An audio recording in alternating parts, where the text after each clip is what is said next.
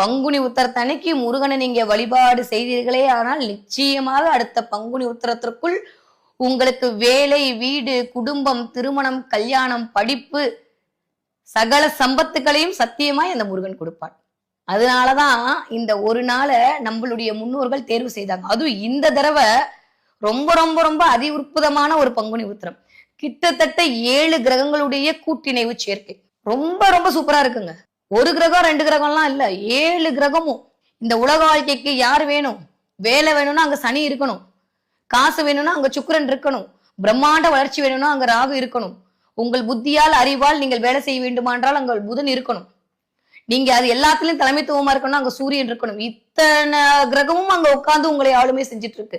10க்கு கீழே பாத்தீங்கன்னா ஞானத்தை கொடுக்கக்கூடிய கேதுவும் உங்களுடைய வருமானத்தையும் புகழையும் கொடுக்கக்கூடிய சந்திரனும் நேரடி பார்வையா 7ஆம் பார்வையாக பார்த்து கொண்டிருக்கிறார்கள். அங்கிருந்து